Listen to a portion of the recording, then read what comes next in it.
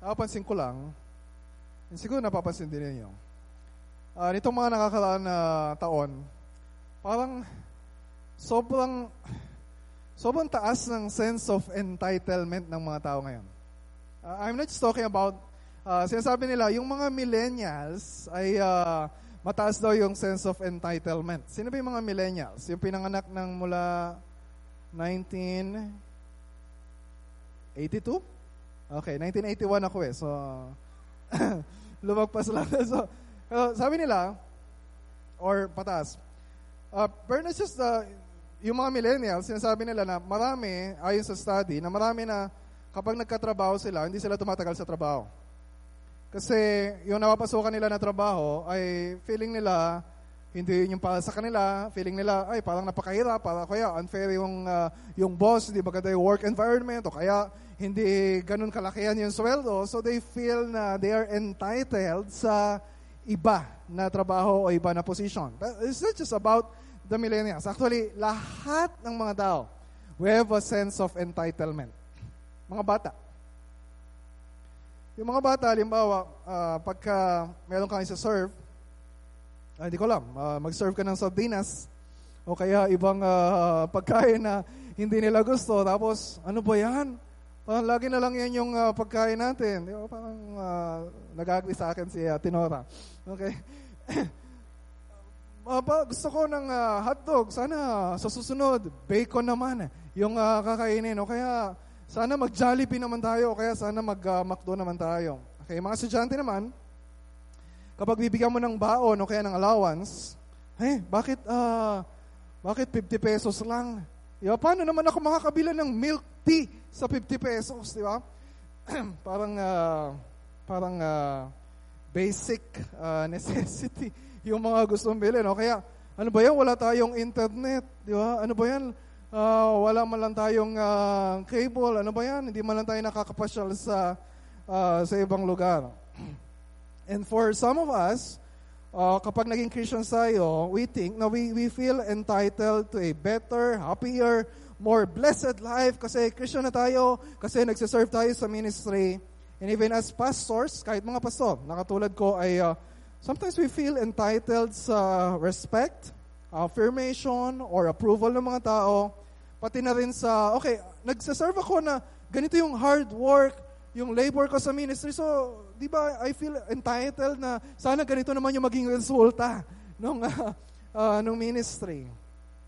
So, bakit nangyayari yung ganong, bakit meron tayong ganong sense of entitlement? Nangyayari yung kung mas mataas yung value natin in serving ourselves instead of serving other people. Ito yung issue na pinag-aaralan natin sa 1 Corinthians chapter 8 hanggang chapter 10.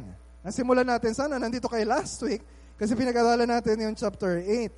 And binanggit ko last week na yung issue dito ay yung food offered to idols.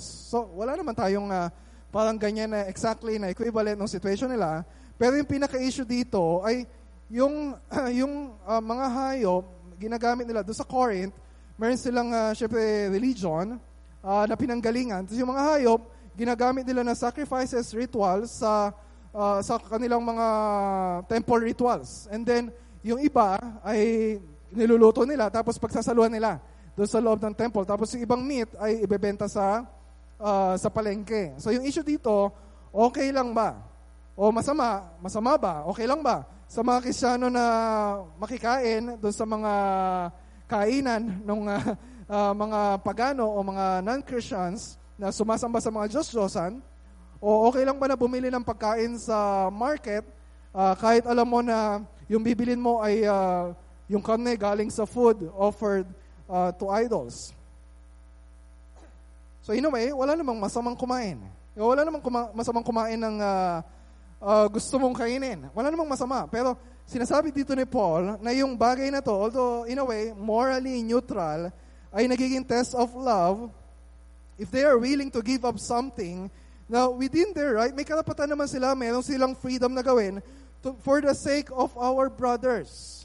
Diba? Yung question natin last week na yung gagawin ba natin, maybe it's not related to food, maybe it's related to something else. Na yung gagawin ba natin ay magiging dahilan para ma-stumble o magkasala o matisod yung isang kapatid natin sa Panginoon? Yung gagawin ba natin ay makaka-encourage sa kanila, makakatulong sa kanila para ma-disciple sila, makakatulong sa kanila to push them sa pananampalataya sa Panginoon. So yun yung point ng chapter 8. Dito naman sa chapter 9. So nasa chapter 9 tayo.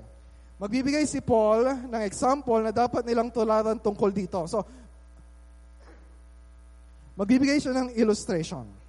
Personal example. Ang gagamitin niyang illustration, yung sarili niya. So, sasabihin niya, okay, kung pag-uusapan natin yung sacrificing our rights para sa iba, look at my example.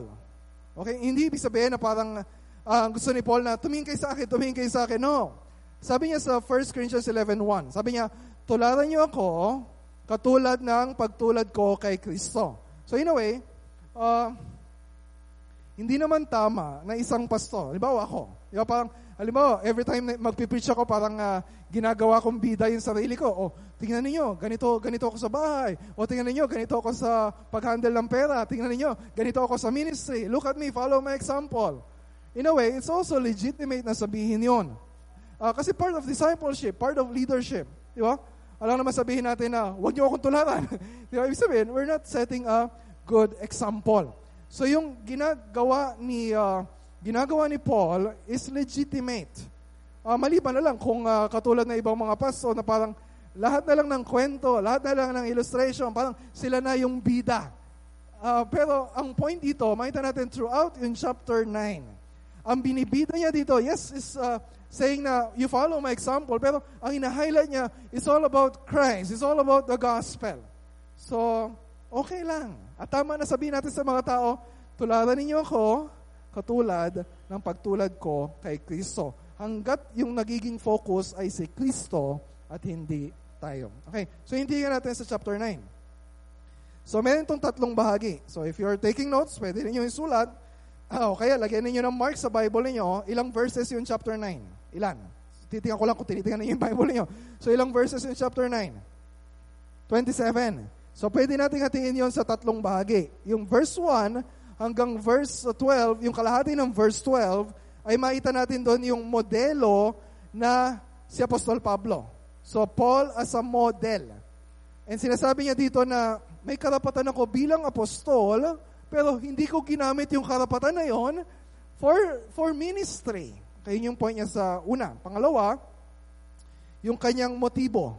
So yung una, si Pablo bilang modelo. Pangalawa, yung motibo niya. Ano yung motibo niya? Yung gospel, yung ebanghelyo. Na lahat ng ginagawa niya, yung mga sacrifice niya, it's for the sake of the gospel. Okay, yung pangalawa.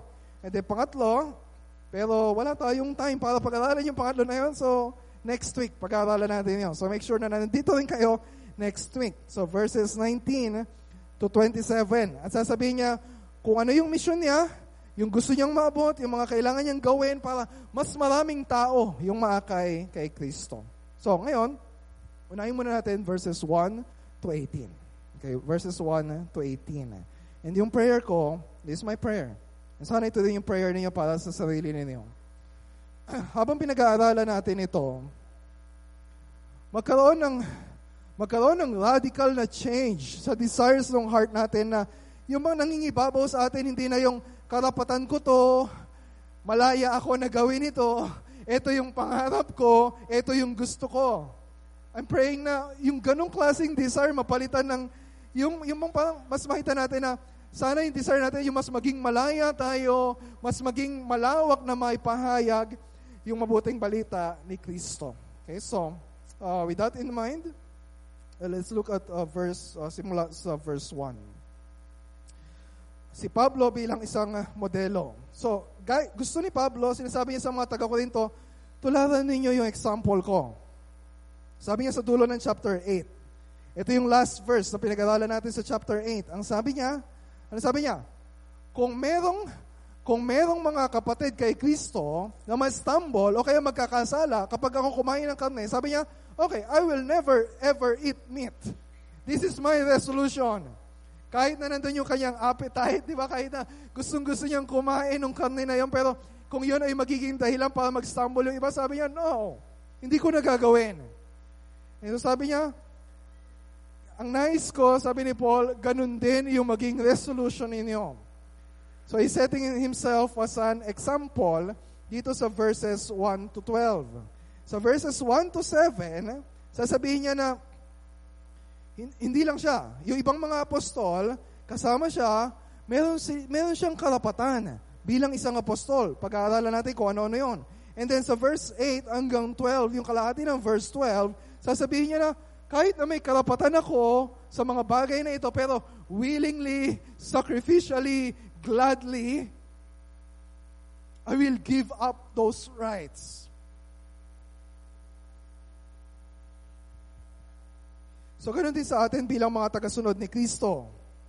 Hindi dapat yung karapatan natin yung nangingibabaw. Na parang, wag sana na yung prinsipyo natin sa buhay na yun yung nangingibabaw, na ito yung karapatan ko, ito yung gagawin ko. And praying that it will change. So, sabi niya sa verse 1. Tingnan niyo yung verse 1. 4 sunod-sunod na tanong yung tinanong niya. And he's expecting na ang sasagot natin ay, yes. Ito ay totoo. Sabi niya, hindi ba ako malaya? Malaya siya. Hindi ba ako apostol? Totoo siyang apostol. Hindi ba nakita ko si Jesus na ating Panginoon? Nakita niya on the road to Damascus. Nakita niya the risen Christ. And yun yung requirement para ikaw maging apostol. Kailangan makita mo ng mukhaan si Cristo. Sabi niya, hindi ba kayo ang bunga ng aking paglilingkod sa Kanya? So sinasabi niya, yes, hindi siya part ng original na 12. Yung 12 apostles, hindi siya part ng original na 12. Pero nagpakita rin sa Kanya si Jesus. So sinasabi niya, ang Panginoon yung nagtalaga sa Kanya para magmisyon sa iba't ibang lugar tulad ng Corinth at magtayo ng church doon. So yung bunga ng labor niya sa pagmimisyon, yung mga member ng church sa Corinth. Sabi niya, you are living proof na ako ay totoong apostol. Na yung mission ko, mayroong bunga. Kayo yung bunga na yon. Bakit niya sinasabi? Kasi mayroong mga tao, mayroong mga false teachers, maybe, yung iba nasa loob ng church na hindi siya kinikilala. Diba, akala nila, si Paul, ano yan? Self-appointed apostle. Si Paul, parang si Kibuloy yan. Diba? Self-appointed son of God, na may-ari daw siya ng universe. Pero, huwag kayong makikinig sa kanya.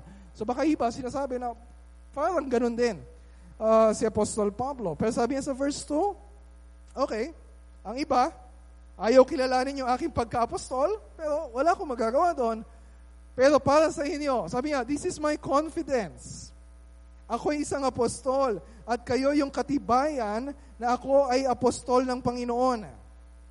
So ano yung katibayan na sinasabi niya? Yung bunga, yung nangyari sa kanila. So merong life change na nangyari sa kanila as a result of his preaching the gospel. Although syempre, marami pa rin problema sa church, marami pa rin silang kasalanan, marami pa rin messiness, di ba? Marami pa rin silang conflicts, divisions, sexual sins na ginagawa.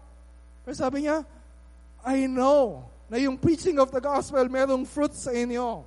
Yung sinabi niya na patunay ay o katibayan ay sa English ay seal of apostleship. Yung parang yung singsing na sinusuot ng a sign of royalty na merong patunay. O kaya yung pagka tinatatakan na libaw isang product na para sabihin ito ay genuine, ito ay totoo, ito ay quality, ito ay tested.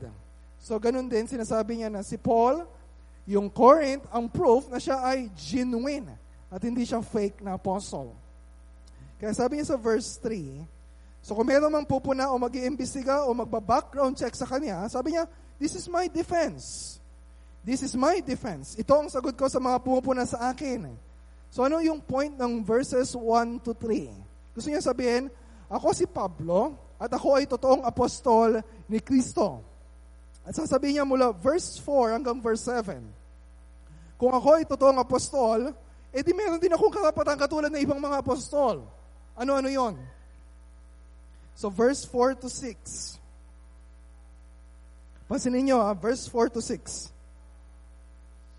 Meron siyang salita na paulit-ulit na sinasabi dyan. Ano yung salita na yon? What word? Yung paulit-ulit niyang sinasabi sa verses 4 to 6. Karapatan, right, o authority, or freedom. And lagi siya nagtatanong, sabi niya, wala ba kaming karapatan? Wala ba kaming karapatan? Wala ba kaming karapatan? And every time, bawat question, ang expected na answer ay, yes, meron kaming karapatan. Yes, meron kaming karapatan. Yes, meron kaming karapatan.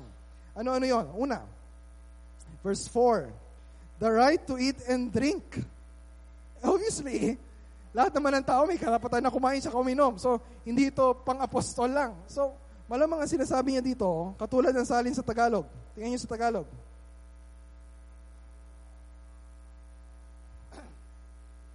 Wala ba kaming karapatang tustusan ng iglesia sa aming pangangailangan? He's referring to basic needs. He's referring na bawat isang apostol, anyone serving in gospel ministry, ay merong karapatan na yung church ay mag-support sa kanila. Sa pangalawa, although, sasabihin niya mamaya, okay, hindi ko ginagamit yung karapatan na yon. Pangalawa, tungkol sa pag-aasawa. Sabi niya, wala ba kaming karapatan na magsama ng asawang Kristiyano? Okay, take note ha. Ang binabanggit niya, asawang Kristiyano. Remember yung sa chapter 7? Kapag ikaw Kristiyano, ang asawa mo dapat Kristiyano din. Wala tayong karapatan na mag-asawa ng kahit sino lang na gusto natin. Okay? Sabi niya, okay, tulad ng ginagawa ng ibang apostol at ng mga kapatid sa Panginoon. Ang tinutukoy niya dito, the brothers of the Lord, si James, and then si Jude na sumulat ng mga letters of James and Jude. At gayon din si Pedro. So si Pedro may asawa. Tama? Kasi meron siyang biyenan na pinagaling ni Jesus. So meron siyang asawa. And then, si Pablo merong asawa? Wala. Wala. Sabi niya yun sa chapter 7. Pero requirement ba sa mga apostol na hindi sila mag-asawa? Requirement ba sa nagsaserve sa ministry yung celibacy, katulad ng pinatutupad ng Roman Catholic Church sa mga priests nila? No. It's not a requirement. Although, hindi nag-asawa si Paul. Verse, number 3. Makita natin sa verse 6. May karapatan din siya na tumigil sa pagtatrabaho para fully masuportahan siya ng church. Sabi niya sa verse 6, kami lang ba ni Bernabe? So si Barnabas, yung unang kasama niya sa kanyang mga missionary journeys, kami lang ba ni Bernabe ang walang karapatang tumigil sa paghahanap buhay? Yes, Paul was receiving gifts from other churches like Philippi, pero alam natin na siya ay nagtatrabaho. He was a tent maker. Para Para hindi siya maging pabigat sa mga churches, para masustain yung needs niya, para masustain yung kanyang needs sa ministry. Pero hindi niya sinasabi, okay, lilinawin ko lang ha. Hindi niya sinasabi na lahat ng gospel workers ay dapat ding gawin yung tulad ng ginagawa niya. And wag naman i-require ng mga churches na yung mga pastor at misyonero magtrabaho din para mayroong mapagkakitaan.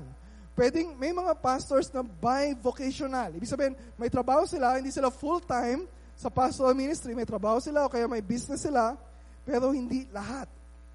Gagamitin niya yung illustrations of verse 7. 3 illustrations. 3 questions. Ang sabi niya, verse 7, ang kawal ba ang gumagastos para sa kanyang pangangailangan habang naglilingkod siya? Oh, sinong tao ang nagtatanim ng ubas at hindi nakikinabang sa mga bunga nito? Wala. Sinong pastol ang nag-aalaga ng tupa at hindi nakikinabang sa gatas nito? So the point is clear. He's using yung illustration ng sundalo, farmer, and shepherd. Kaya yung mga pastor natin, tinatawag natin na pastor.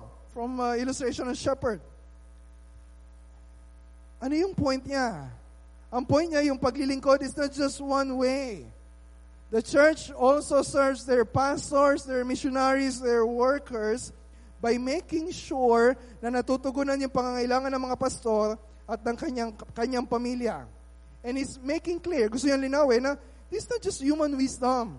Hindi lang ito opinion. Hindi lang ito para, hindi lang ito para kung ano lang yung gusto ni Paul. Tingnan niyo yung verse 8 tsaka verse 9. Ito ang kalooban ng Diyos.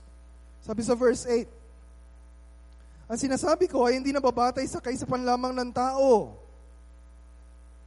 Ganon din ang sinasabi ng kautusan. Verse 9, sapagkat nasusulat sa kautusan ni Moises, saan galing yung sasabihin niya? Deuteronomy 25 verse 4. Ano nakasulat doon? Pakinggan niyo mabuti ha. Huwag mong bubusalan ang bibig ng baka habang ito'y gumigiik. Ano ibig sabihin?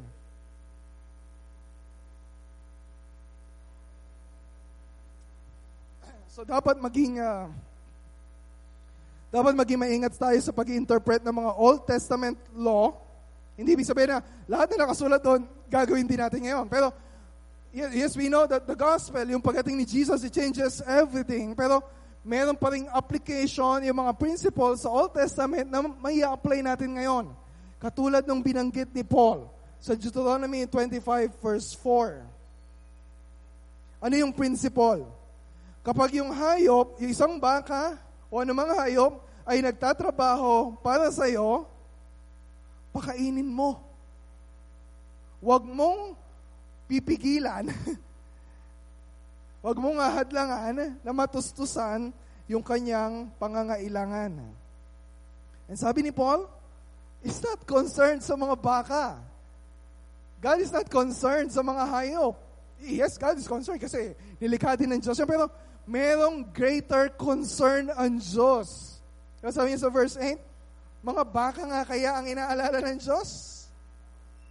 Or verse 9.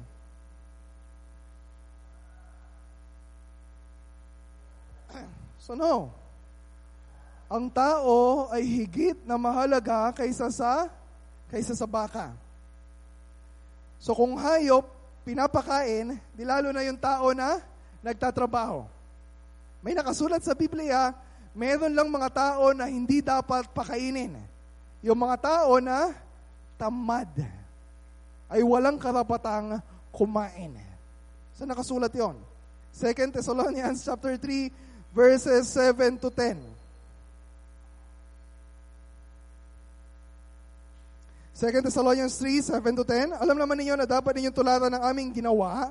Hindi kami naging tamad nang kami kasama pa ninyo. Hindi kami nakikain kanino man ng walang bayad. Nagtrabaho kami araw-gabi upang hindi makabigat kanino man sa inyo. Ginawa namin ito hindi dahil sa wala kaming karapatan sa inyong tulong, we have all the right, kundi upang kayo'y bigyan ng halimbawang dapat tularan. Ganun din ginagawa niya sa 1 Corinthians 9. Nang kami ay kasama pa ninyo, ito ang itinuro namin sa inyo. Ang ayaw magtrabaho ay hindi dapat kumain. So itong Deuteronomy 25:4, ginamit din ni Paul sa 1 Timothy chapter 5 verse 18. 1 Timothy 5:18. Ang mga matatandang pinuno ng iglesia, mga elders, mga pastors, na mahusay mamahala ay karapat-dapat tumanggap ng paggalang at kabayaran. Sa literal sa English, ito ay double honor. Not just respect, but tumutukoy din sa material or financial provision sa mga nasa ministry. Verse 18, sapagkat sinasabi ng kasulatan, again, yung kinote niya sa 1 Corinthians 9, nandun, sa 1 Timothy 5:18, huwag mong bubusalan ang bibig ng baka habang ito'y gumigiik. Ganun na naman. Yung hayop, pag nagtatrabaho, pakainin mo. Nasusulat din. Meron din siyang kinote, sabi ng Panginoong Jesucristo. Luke chapter 10 verse 7, karapat-dapat lamang na bayaran ang manggagawa. Kapag may ginagawa, dapat lang na bayaran. So maliwanag ito na ito yung concern ng Panginoon sa mga naglilingkod sa Kanya. When we serve the Lord sa ministry, hindi para pahirapan tayo, hindi para gawing alipin tayo, hindi para pabayaan tayo, kundi para pangalagaan at matustusan yung pangangailangan natin. Verse 10. 1 Corinthians 9. Hindi ba tayo ang tinutukoy niya? Hindi mga baka, tayo. Alang-alang sa atin kaya yun sinulat. Sapagkat ang magsasaka nag-aararo at ang naghihiwalay ng mga butil sa uhay ay gumagawa sa pag-asang may bahagi sila sa aanihin. So he's using illustrations sa daily life, lalo na sa agriculture o sa pagtatanim. Paulit-ulit na sinasabi niya, kung ikaw nagtatrabaho, you expect to benefit doon sa ginagawa mong trabaho. So serving, working is not just one way. It's always two-way. So yung illustrations na ginagamit ni Paul, in-apply niya ngayon sa sarili niya. And he's using yung argument na from greater to the lesser. Tingnan niyo yung verse 11. Verse 11. Sabi niya, nagkasik kami sa inyo ng mga pagpapalang espiritual. You're benefiting spiritually from us. Sabi niya, malaking bagay ba kung umani kami ng mga material na pakinabang sa inyo? Ano yung mas mahalaga? Alam natin na mas mahalaga yung material na pagpapala, pero alam natin, yung spiritual, yung eternal blessings ay higit na mahalaga kaysa sa mga material. Kasi lahat ito temporary lang. Diba? Lahat ng pera natin, lahat ng meron tayo, lahat yan temporary lang. So ano sinasabi dito ni Paul? Ang sabi niya, yun yung principle of sowing and reaping. Kapag ikaw may itinanim, aasa ka na meron kang aanihin. It's just a basic principle. And then sabi niya sa verse 12, kung iba'y may ganitong karapatan, sabi niya, yung church sa Corinth, siguro they're supporting other pastors or other apostles or other missionaries. Sabi niya, kung yung iba, sinusuportahan ninyo, di lalo na kami. Bakit? Si Paul yung nagsimula ng church sa Corinth. Si Paul yung nag-labor day and night to preach the gospel sa kanila. Para i-disciple sila. Para masimulan yung church sa lugar nila. So sinasabi dito ni Paul, may karapatan siya, may karapatan kami na mga naglilingkod ng maraming oras sa ministry to expect to benefit from our ministry and from other people. Pero Paul will make clear, at gusto kong iklaro, we don't demand yung right na yon. We don't demand na mag-benefit financially or materially sa ginagawa namin. We don't demand na, you respect me? Ako yung pastor ninyo, you respect me? No.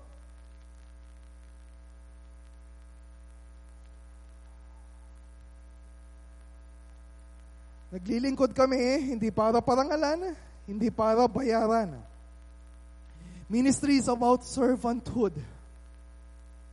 It is about giving up those rights for the sake of the gospel and the people we serve. Ganito yung ginawa ni Pablo. Ganito yung halimbawa na gusto niyang matutunan natin. Kasi marami tayong mga, it's not just about sa aming mga pastors or sa mga missionaries or yung full-time sa ministry. It's about every Christian. Na ano yung gusto natin, ano yung gusto ni Paul na matutunan natin? Yung bang marami tayong bagay na malayang gawin. You're free to do everything you want. Walang pipigil sa'yo. Within your right. Yeah? Pwede kang magtrabaho kahit anong gusto mo. Pwede kang magtrabaho kahit saan mo gusto. Pwede mong piliin yung malaki yung kita. Pwede mong piliin kahit yung may pasok kapag linggo. O pwede kang gumastos o bumili ng mga gusto mo. Yeah? Pwede kang bumili kung kaya mo ng mga gadgets na mamahalin o mga sasakyan na mamahalin o magpatayo ng bahay na napakalaki. Kung kaya mo, you're free to do everything you want. Pero sinasabi dito ni Paul, even if you are free, are you willing to give up your rights, to give up your freedom, to sacrifice para sa iba, para sa church? And he will make it clear sa susunod na section, this is for the gospel. Hindi mangyayari yun. Hindi mangyayari sa atin. Naturally, we are self-centered human beings. Kahit mga Kristiyano na tayo, sobrang lalim ng degree of self-centeredness sa heart natin. We need deeper. Kailangan natin mas malalim na motivations para mahukay, para mabunot yung napakalalim na self-centeredness sa atin. We need the gospel over and over again. Ganito yung gagawin ni Paul. Ganito yung ginagawa niya sa sulat niya sa mga taga-Korinto. So sinabi niya sa verses 1 to 12, hanggang sa kalahati ng verse 12, okay, eto ako, bilang isang modelo, tularan ninyo ang halimbawa ko. Pero, it's difficult. Di ba? Humanly impossible sa atin. Kaya sinabi niya, okay, mula kalahati ng verse 12 hanggang verse 18, ito yung motibo na kailangan natin para mabago yung puso natin. So let's look at that. Verse 12. Second half ng verse 12. Ang sabi niya, tiniis namin ang lahat upang hindi kami maging hadlang sa magandang balita tungkol kay Cristo. We endure anything. Kung tutusin, yung sinasabi niya, he was motivated by love for the church. Ano yung definition niya ng love sa chapter 13, verse 7? Ang sabi niya, love bears all things. Ang pag-ibig ay nagtitiis ng lahat ng bagay. Diba? It's no wonder yung mga mag-asawa sa atin, may mga asawa, we also speak that way na 30 years na kami na nagtitiis. Diba? 20 years na kami na nagtitiis. Well, sometimes we use that as yung pabiro, pero that's reality. Because that's love. Diba? Kung wala yung pagtitiis, di sana naghiwalayan na. Diba? Ayawan na, nagsolian na. Pero love bears all things. Matiisin. Pero sabi ni Paul, personal conviction niya to. Hindi naman tama kasi yung ibang churches, hindi yung church natin ha, yung ibang churches, I know, na-expose ako sa experience sa mga pastor, parang, okay, dapat ang ministry ay kailangan matiisin yung mga pastor. Di ba? Parang, okay, sige, kahit na kulang yung support na bibigay natin sa pastor natin, sanay naman niya na magtiis. Kaya naman niya, you live by faith. So, hindi naman yun ang sinasabi dito ni Apostol Pablo. So, nung una, bago ako magpastor, sabi ko, parang ayoko nung, yung merong tinatanggap sa church, na in a way, salary. Although sinasabi natin, love, give, support, pero in a way, it's salary. Di ba, sweldo. Sabi ko, pag ako naging pastor, sana merong ibang means of income na hindi manggagaling sa church. Pero, later on, I realized na hindi rin naman tama para sa akin na pagkaitan ko ang church ng privilege, diba, to be a part of our ministry, to give me freedom para sa pag-aaral ng salita ng Diyos, pagtuturo ng salita ng Diyos, and to do pastoral ministry na walang hindrance, na hindi ko na iisipin yung trabaho na kailangan to sustain my family. I will not deprive yung church yung privilege to be a blessing din sa amin and my family. And so, nag-uusap din kami mag-asawa. Kung meron tayong ibang means of income, kung mas marami bibili ng kape, okay lang kahit na bawasan yung support ng church. Kung pag dumating yung time na like 2 years ago, nagkatrabaho yung asawa ko na kung tutusin, okay, kapag na-maintain niya itong trabaho na to, ay okay, kahit wala nang support yung church kasi we can parang provide for ourselves financially. Kaya yung time na yon, I decided na sinabi ko sa elders sa church, okay, bawasan niyo yung support na binibigay sa akin.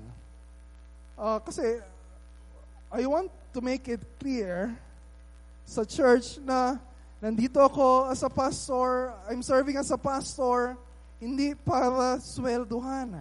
Yes, syempre may needs yung family namin, hindi naman pwede na hindi ko tanggapin yun, di ba? I have a responsibility sa church, may responsibility din ako to provide for my family. So, pero yung sinasabi dito ni Paul, yung sinasabi niya din sa akin, tinuturo sa ating lahat na ano man yung gagawin natin, dapat we are motivated by love dun sa gagawin natin. We are motivated by more than love sa church. We must be motivated by the gospel. Sabi niya, ayoko na maging hadlang. Diba? Ayoko na magkaroon ng obstacle in the way of the gospel. Gusto ko na lahat ng gagawin ko to spread the gospel. Para mas maraming tao yung makarinig ng gospel. Pero sasabihin niya, pag mag-demand ako ng finances from other, kung ito magiging hindrance sa gospel, hindi ko tatanggapin. Because he was so motivated by his passion for the gospel. Sana ganun tayong lahat. Nagagawin natin ang lahat ng dapat gawin para makatulong. Hindi para makahadlang. Hindi para maging pabigat sa ministry ng church. And I praise the Lord. Yeah, I'm very thankful kami mag-asawa sa church, sa Panginoon, through the church na, salamat po Panginoon. We are well provided. Well provided sa lahat ng pangangailangan namin sa family. And so I have freedom to do ministry hindi lang sa loob ng church but even outside the church. Hindi ko kailangan mag-work for extra income. And we thank the Lord for that sa church. Kasama yung associate pastor natin, yung mga missionaries na sinusupport natin. So, my encouragement. So, I want to encourage every one of you. Magpatuloy lang tayo sa pagbibigay sa church. Not just to support me. Yung ibang pastor, iniiwasan yung ganitong topic. Kaya sabihin nila, baka akalain nila, yung sinasabi ng pastor para mag-benefit sa kanya. Yes, may mga times na hindi ko alam kung ipapa-encash ko na yung check na na-receive ko sa church, kung mayroong pondo yung finances ng church. Pero I'm not doing this to like raise money from you para ako makinabang. No. It's for the gospel, it's for the ministry, it's for the mission ng church. It's not just for me. Kaya sabi ni Paul, gusto niyang linawin yung sinasabi ni Paul sa chapter 9, sabi niya, I'm not raising support from you. Tingnan niyo yung verse 13. Hindi ba ninyo alam? And obviously, alam niyo, sabi ni Paul, na yung mga naglilingkod sa templo ay tumatanggap ng pagkain mula sa templo at ang mga naglilingkod sa dambana ay may bahagi sa mga handog na nasa dambana. That's from Old Testament.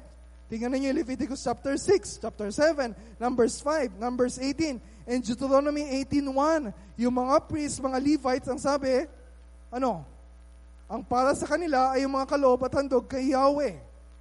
So yung mga ino-offer sa temple, they will benefit para sa kanilang personal na pangangailangan. And then verse 14 ng text natin, sa ganyan ding paraan, so hindi lang to Old Testament, but also New Testament. Ipinag-utos ng Panginoon na ang mga nangangaral ng magandang balita ay dapat matustusan ng ikabubuhay sa pamamagitan ng magandang balita. Ganon din yung sinabi ni Jesus na kinote ko kanina sa Luke chapter 10, verse 7.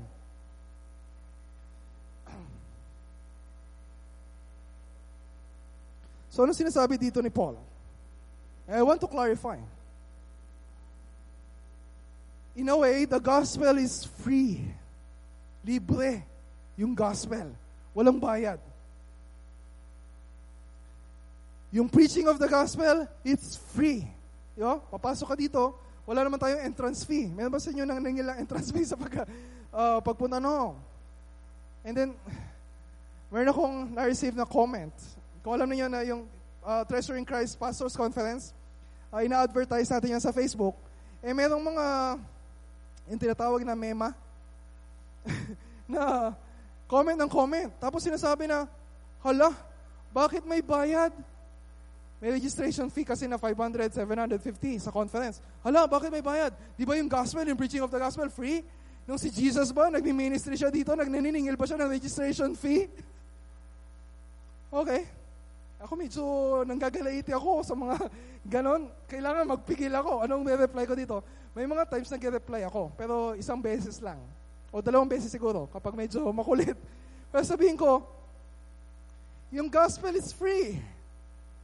Pero when you organize a conference, meron tayong mga speakers na kailangan mong suportahan yung pangangailangan nila para makapunta sila doon sa conference. May mga pagkain na kakainin, di ba? May mga kape na iinumin sa conference. Mayroong mga books na ipapamigay sa conference. So, in a way, it's free, pero mayroong mga costs na involved. Hindi pwedeng wala.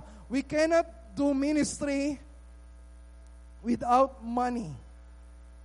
Okay, syempre, okay, kaklarify ko. May magagawa tayo sa ministry kahit di tayo gumastos, pero we cannot really fulfill yung mission na binigay sa atin ng Panginoon without spending money. I hope that's clear. Now, we have a commitment ng mga pastors, lalo na kami ng mga nasa full-time or vocational ministry, gagawin namin ang lahat to do gospel ministry. Nag-uusap kami mag-asawa na, itong ginagawa ko sa ministry, I will gladly do kahit walang support.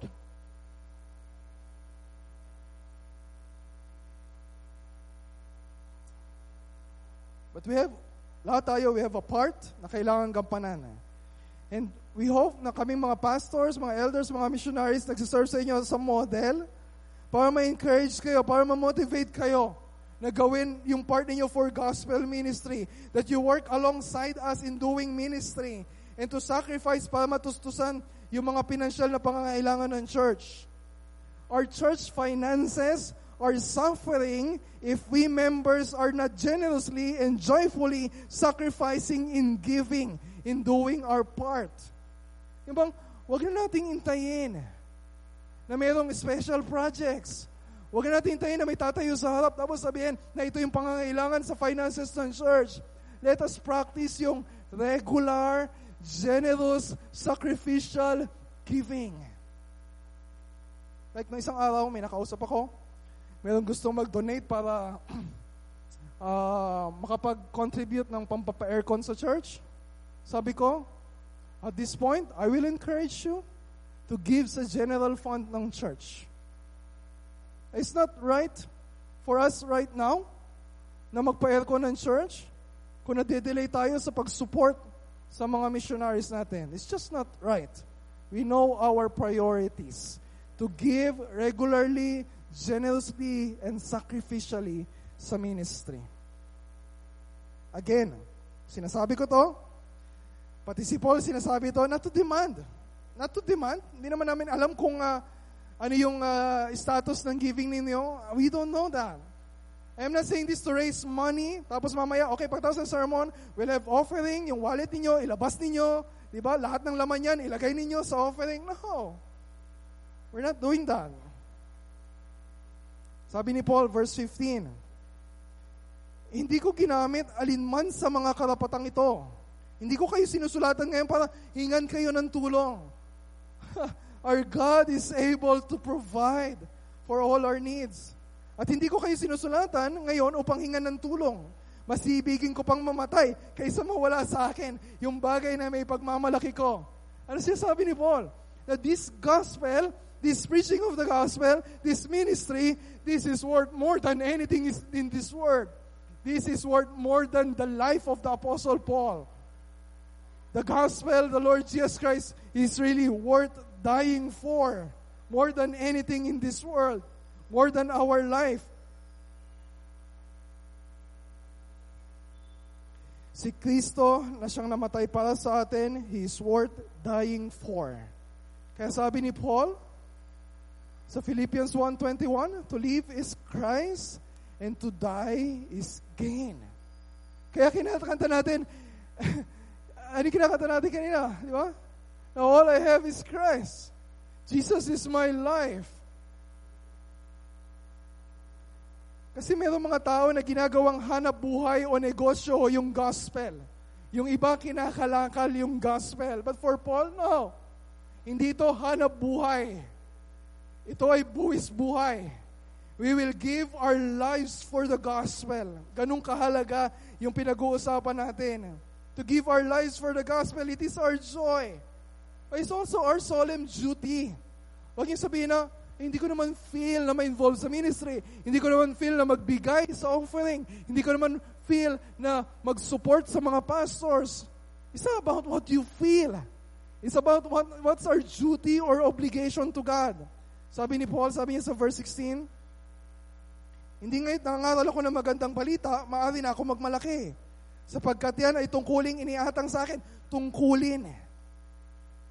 Sumpain ako kung hindi ko ipangaral ang magandang balita. Diba? Hindi naman kailangan ni Lord yung salvation natin eh. Hindi naman kailangan ni Lord na we show up and we give our offerings. Hindi naman kailangan ng Diyos yung pera natin. It doesn't need our time. It doesn't need our strength. It doesn't need our service. We need Him. He doesn't need us. So, anong pagmamalaki natin? If you're doing something for God, wala. Lahat biyaya ng Diyos. Yung lakas na meron tayo, biyaya ng Diyos. Yung pera na meron tayo, biyaya ng Diyos. Yung gift ninyo sa preaching or doing any ministry, lahat yung biyaya ng Diyos. Hindi ako pwede magmalaki sa inyo for being your pastor. Sa mga accomplishment, we cannot boast of anything because everything is the grace of God. But we are under obligation. Diba? Sabi ni Paul sa Romans 1:14, I am under obligation. Meron akong duty, meron akong responsibility to serve the cause of the gospel. Kung hindi mo gagawin, kung hindi ko gagawin, kung hindi gagawin ni Paul, malulugi ba ang Diyos? No. Tayo yung lugi. Kaya sabi niya, woe is me. Kawawa ako kapag hindi ko pinreach yung gospel. If we are not faithful to the gospel, if we are not faithful sa ministry, kawawa kayo. Yung mga members natin na all out yung sacrifices for the work of the ministry, sila yung pinakamasaya na nakikita ko, yung kanilang buhay. Ayun yung sinasabi ni Paul, verse 17. We have a generous God. Diba? Hindi naman ibig sabihin, kapag sinabi ko na meron tayong responsibility, okay, gagawin ko kasi, obligasyon ko eh. Pero, we will not be rewarded for doing the work of the ministry kung yung ginagawa lang natin, napipilitan lang tayo. O kaya, sabi ni Pastor, para sa susunod naman, matuwa sa akin si Pastor. Masabi niya na, okay, good job, ang ganda ng ginawa ko. We will not be rewarded for that. Yung reward na nanggagaling sa Diyos, we have a generous God, He's a great rewarder. Yung reward na yun nanggagaling sa puso natin, na nandun yung desire, nandun yung joy, nandun yung delight to serve in the ministry. Kaya sabi niya sa verse 17, kung ginagawa ko ito ng kusang loob, ako'y may maaasahang kabayaran, sweldo, pero sa mas maganda sa alin, gantimpala or reward. At sasabihin niya sa verse 18, ano kaya yung reward na tinutukoy niya? Mamaya. Pero sinasabi niya sa verse 17, reward or no reward, meron tayong tungkulin. Diba sabi niya sa verse 17, ngunit ginagawa ko ito bilang pagtupad sa tungkuling pinagkatiwala sa akin ng Panginoon. Yan na way nakakatulong yung reward. Diba? Mga bata, kapag sasabihin natin, okay, kapag sumunod ka sa nanay mo, sumunod ka sa tatay mo, meron kang chocolate. Talagang mabilis na sumunod yan. Okay? Kapag ka naglinis ka ng CR, o kaya nagugos ka ng plato, o kaya tumulong ka sa pagkasampay, mamaya may Jollibee. Talagang kabilis na tumulong. Diba? Pero, yes, in a way, extra motivations yun. Pero yung obedience, reward or no reward, we must obey. We must obey.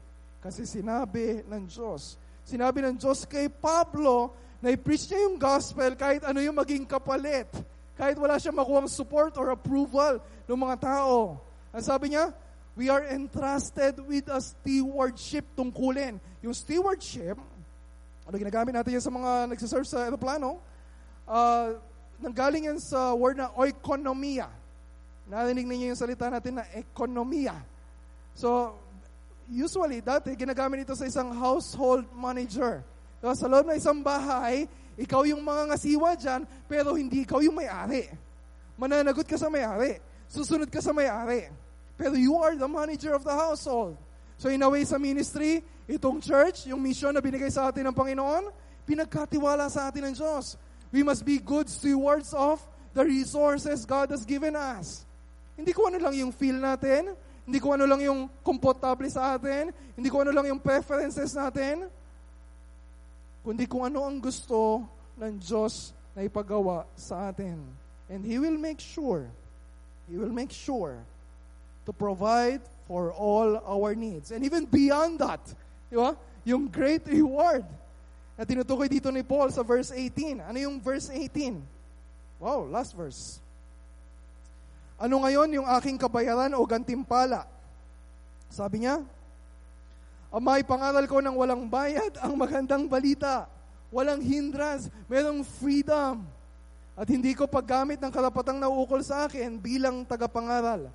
walang bayad, libre yung gospel. Bakit?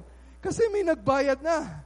Ginawa na ni Cristo ang lahat para sa atin. That's why the gospel is free.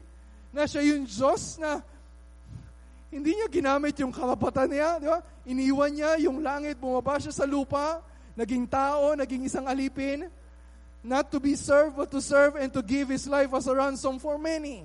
Lahat ng gusto ng Ama, ginawa niya. Hanggang kamatayan sa krus, tiniis niya para sa atin, para akuin yung laki ng pagkakautang natin sa Diyos bilang kabayaran sa ating mga kasalanan. And on the third day, He rose again from the dead. Bumalik siya sa langit.